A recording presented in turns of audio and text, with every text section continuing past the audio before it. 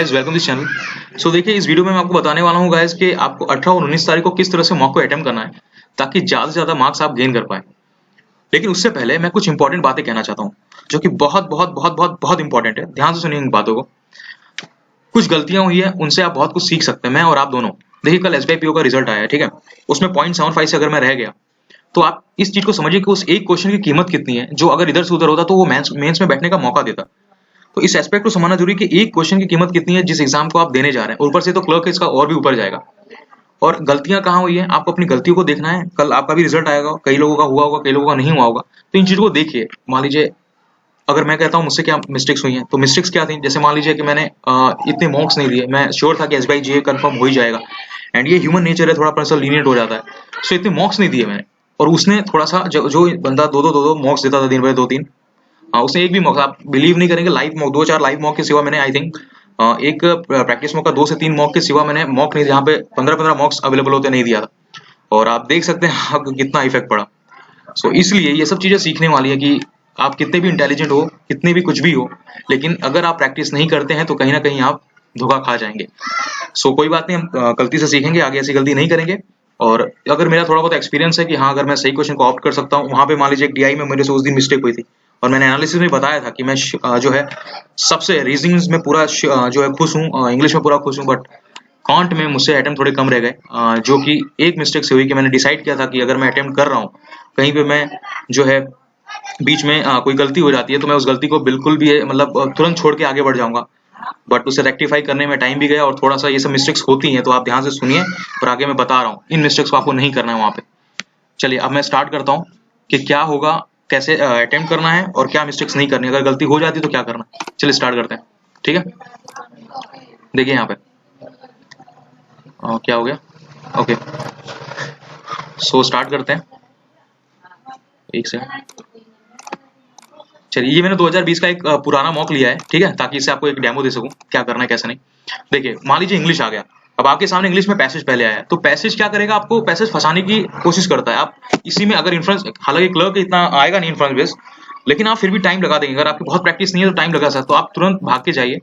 और आप क्या करें, ये जो छोटे मोटे आए ना, ये कहाँ गया, ये सब पहले इसको तुरंत खत्म कीजिए, ठीक है। ये सब अगर हो सके तो तुरंत खत्म कीजिए, ठीक है। और फिर आप इन सब पे आ जाइए, जैसे जो है इसको जो है सीक्वेंस में अरेंज करना है, तो ये सब इजी होते हैं। अगर आपकी रीडिंग की प्रैक्टिस है तो ये सब इजी है। आप इन सबको खत्म कीजिए, जैसे ये सब हो गए, ठीक है। आगे क्लोस्टेस वगैरह आ गए, ठीक है। इन सबको खत्म कीजिए, एरर्स आ गए जो भी है, ठीक है। इन सबको खत्म कीजिए, और इसके बाद लास्ट में जब ये सब खत्म करने के बाद तब आप पैसेज में यहाँ पे जाइए, यहाँ पे तब आप लास्ट में जाइए, ठीक है। तो पैसेज में आपको सबसे लास्ट में जाना है। और मैं आगे आ रहा हूँ, DI में क्या गलती हुई थी मुझसे और कैसे वो आपको पीछे कर सकता है। आपके पास सब कुछ होते हुए भी आपको वहां पे नहीं बैठने देगा, तो क्या मिस्टेक नहीं करनी है, ध्यान से सुनेगा, ठीक है। अगर किसी का मिस्टेक भी हुआ तो कुछ फायदा उठाइए उससे, ठीक है। तो मान लीजिए इतना कर लिया हमने। तो ये इंग्लिश में यही है कि जो मिससेलेनियस है पहले उसे करना है, गलती से भी पैसेज मत उठाना। अगर आपकी आदत है पहले से कि पैसेज उठा के आप करते हैं, वही आदत है तो वही रहने दीजिए, कोई दिक्कत नहीं है। But most of the cases में क्या करना है, आपको पहले मिससेलेनियस करना है, अगर आपकी आदत नहीं है तो, ठीक है। और बाद में पैसेज करना है, मैं यही करता हूँ, और यही फायदेमंद है, मुझे ऐसा लगता है। और जब आप पैसेज कर रहे हो, अगर आपकी रीडिंग स्किल बहुत ज्यादा अच्छी है तो आपको क्वेश्चन पढ़ने की जरूरत नहीं पड़ेगी इतनी। बट अगर टाइम कम है और आपको ऐसा लगता है कि नहीं करना ही पड़ेगा, तो आपको पहले क्वेश्चन पढ़ना है, क्वेश्चन पढ़ने के बाद करना है। और मैं बता देता हूँ, ज्यादा प्रेफरेबल होता है क्वेश्चन, ठीक है। क्वेश्चन पढ़ के फिर पैसेज पे जाना, ठीक है। तो ये तो इंग्लिश की बात हो गई। थोड़ा सा इंट्रोडक्शन में टाइम चला गया, इसलिए मैं जल्दी कर रहा हूँ, ठीक है। अब मान लीजिए हमने सबमिट कर दिया इसको। अब आपको इसमें क्या करना है, देखिए, अगर ये वाली मतलब फिलअप वाली सीरीज आती है ना, फिलअप वाली सीरीज आती है, तो आपको क्या करना है, अटेम्प्ट करना है, पहले ही अटेम्प्ट कर लेना है, ये वाली अगर आती है। बट अगर रॉन्ग नंबर सीरीज आती है, मान लीजिए रॉन्ग नंबर सीरीज आ गई, तो आप उसको तुरंत छोड़ दीजिए, क्योंकि रॉन्ग नंबर सीरीज कहीं ना कहीं टाइम लेके जाता है। और उस दिन में से गलती हुई थी, मैं जानता था, फिर भी मेरे से गलती हुई थी, और ये कितना बड़ा भारी पड़ा आप देख सकते हैं, ठीक है। तो मैं यही सजेस्ट करूंगा कि आप तुरंत इसको छोड़िए। अगर ये ब्लैंक वाली है तो आप कर लीजिए, क्योंकि ये इजिली आ जाता है, but wrong number series time ले जाता है और आता भी नहीं है, उसको बाद में करेंगे। चलिए आइए इस पे आइए। अर्थमेटिक को पहले टच नहीं करना बिल्कुल भी, ठीक है। अर्थमेटिक को बिल्कुल भी टच नहीं करना है। आप आगे आइए, इनको सबसे पहले खत्म कीजिए। नंबर सीरीज से भी पहले अगर ये आ जाए तो पहले इनको, सिंप्लीफिकेशन सबसे पहले, इन सबको सबसे पहले खत्म करना है। दिख रहा है आपको, ये सबको पहले खत्म करना है, ये सबको पहले। और अगर कैसलेट आता तो कैसलेट को टच नहीं करना है पहले, बिल्कुल नहीं, ठीक है। कैसलेट आता बिल्कुल टच नहीं करना, तुरंत मार्क फॉर द रिव्यू करके आगे निकल जाओ आप। और ठीक है, अरे फोन आ गया, सॉरी। ओके, फिर आपको क्या करना है यहाँ पे, क्वाड्रेटिक इक्वेशन, इसको उठा लेना है। आपकी स्पीड बहुत माइनस प्लस है तो प्लस प्लस होना चाहिए, माइनस माइनस तो प्लस माइनस होना चाहिए, स्पीड पे डिपेंड करता है। और सबसे पहले सिंप्लीफिकेशन कर लीजिए, फिर क्वाड्रेटिक इक्वेशन। अगर नंबर सीरीज बाद में आता है तीसरे पे नंबर सीरीज रखिए, ठीक है। आप चाहें तो नंबर सीरीज का पैटर्न बदल सकते हैं, बट मेरे ख्याल से सबसे पहले सिंप्लीफिकेशन होना चाहिए, then quadratic equation, then number series होना चाहिए, ठीक है। सो इस तरह से आप कर सकते हैं। और इसके बाद आपको जाना है डीआई पे। तो यहाँ पे देखिए मेरे ख्याल से और डीआई नहीं आई थी, खाली यही आई थी। अब कैलकुलेट ही पड़ा है, तो आपको डिसाइड करना है पहले अर्थमेटिक करना है या कैलकुलेट। बट क्लर्क में क्या होता है, लेवल इजी होता है, तो आप क्या कर सकते हैं, इसको ले सकते हैं, काफी इजी लेवल आएगा जहां तक मैं जानता हूं। तो आप इसको ऑप्ट कर सकते हैं, ठीक है। आप इस कैसलेट को भी ऑप्ट कर सकते हैं। बट आपको अगर ऐसा लगता है कि आप कहीं फंस गए, तो आप अपने घर पे डिसाइड करके जाइए कि मैं आधा से 1 मिनट देके जाऊंगा, क्योंकि मुझसे वहां पे उस दिन ये गलती हुई। मुझे लगा आंसर आने वाला है, जो कि मैं जानता था ये गलत कर रहा हूं मैं, फिर भी मुझसे ये गलती हुई, और वो कितना भारी बड़ा मैं ही जानता हूँ। तो ये आप डिसाइड करके जाइए कि नहीं, अगर मैंने ये घर पे डिसाइड किया कि भाई 1 मिनट में लगाऊंगा, 1 मिनट या आधा मिनट में लगाऊंगा उसको रेक्टिफाई करने में, कि रेक्टिफाई हो गया, क्रॉस चेक करके रेक्टिफाई हो गया तो ठीक है, नहीं तो तुरंत छोड़ो और तुरंत चले जाओ अर्थमेटिक पे। और अर्थमेटिक पे जाओ और जैसे जैसे जो आ रहा है, जैसे जैसे मतलब उसमें तो काफी इजी आएगा क्लर्क में, तुरंत तुरंत तुरंत तुरंत कर करके आगे आप तुरंत निकलते चले जाओ, ठीक है। और लास्ट में अगर आपके पास समय बचता है तब आप इस पर आइए, क्या नाम है, उस कैसलेट पर। अगर आपके पास समय बचता है फिर से तो आप कर सकते हैं, ठीक है। आपको ऐसा लगता है कि कुछ ऐसे क्वेश्चन है जो मुझसे कैसलेट से पहले इतने में मैं कर सकता हूँ कैसलेट, तो आप कर सकते हैं, वरना उसे छोड़िए और जो बचे उसे करिए। क्योंकि कहीं पे आप फंसते हैं ना, तो माइंड क्या होता है पता है, माइंड काम ही ऐसे करता है, माइंड उसे और उलझा देता है, आप उसे नहीं कर सकते तुरंत।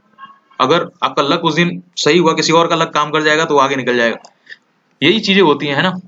टैलेंटेड तो बहुत लोग हैं, बट लक पे भी डिपेंड करता है कि उस दिन क्या होता है, ठीक है। अब इसको छोड़िए, अब तुरंत ये हो गया, तुरंत आप जाइए रीजनिंग पे, ठीक है।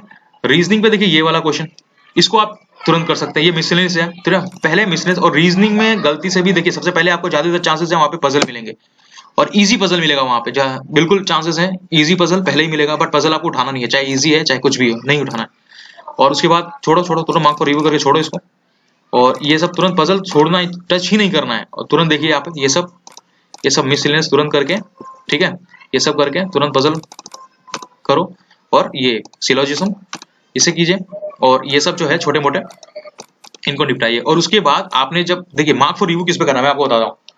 मार्क फॉर रिव्यू आपको सिर्फ उस पे करना है जिसपे आप, जैसे मान लीजिए अगर मैं फ्लोर बेस में अच्छा हूँ और आप फ्लोर बेस में अच्छे हैं, तो आप अगर आपको पहले फ्लोर बेस नहीं दिखा था, कुछ और दिखा था, तो आप उसको मार्क फॉर रिव्यू में पहले जो फ्लोर बेस है ना उसको आप मार्क फॉर रिव्यू कर दो, कि सबसे पहले अगर मेरा सब मिसलेनियस खत्म होता है तो मुझे ये वाला जो है फ्लोर बेस, ये वाला क्वेश्चन मुझे पहले करना है, ठीक है। इस तरह से आप पजल को भी रीडिंग दे सकते हैं, कि आप देखिए आपने अगर प्रैक्टिस की तो आप देखते ही समझ जाएंगे, चलिए ये वाला ऐसा है 8% डिफरेंट फ्लोर, हाँ तो ये मैं इजीली कर लूंगा, तो आप तुरंत पहले से कर लो। फिर आप देखेंगे चलो ये वाला है, नहीं ये मुझे टाइम लग सकता है, ऐसा क्वेश्चन मैं करता हूँ बट शायद टाइम लग जाए। बट इस तरह से आप तुरंत डिसाइड कर सकते हैं, क्योंकि 3 में से एक पजल ऐसा आएगा जो आपको फंसाने के लिए होगा, और 2 पजल बहुत ईजी, बहुत बहुत ज्यादा ईजी आएंगे, ठीक है। तो इस तरह से आपको वहां पे डिसाइड करना है। और अगर थोड़ा सा गलत हो जाता है तो हड़बड़ाना नहीं है। उस दिन थोड़ा सा ऐसे हो गया था, काउंट में मेरा हमेशा एवरेज अटेम्प्ट 22-25 22-25 22-23 22-23 रहता था। उस दिन आप बिलीव नहीं करेंगे 14 अटेम्प्ट था मेरा काउंट में खाली, और जो कि मेरे लिए सेटिस्फैक्टरी बिल्कुल भी नहीं था। मैं जानता था कि गलती तो हुई है मुझसे, क्योंकि मैं सोचा था कि, बट फिर भी काफी ज्यादा अच्छा अटेम्प्ट था, बट इट्स ओके, अब क्या ही कर सकते हैं। सो इस तरह से आपको अटेम्प्ट करना है, ठीक है। सो अगर थोड़ी भी हेल्प मिलेगी तो प्लीज लाइक जरूर कीजिएगा, एंड इसी तरह से आप करके आइएगा। ये आई थिंक बेस्ट है मेरे ख्याल से, क्योंकि मैं ऐसा करता हूँ तो फायदा मिलता है। और 1-2 एग्जाम एक्सेप्शन होते हैं, 1-2 एग्जाम आपसे मतलब वो डिसाइड नहीं करेगा कि आपको कुछ आता है कि नहीं आता, ठीक है, तो वो कोई मायने नहीं रखता। अगर आपके साथ भी हुआ तो बिंदास रहिए, एकदम बिंदास रहिए, जाके देखे आइए मजे से, ठीक है। So best of luck, and बिल्कुल अच्छे से करके आइएगा। Thank you so much.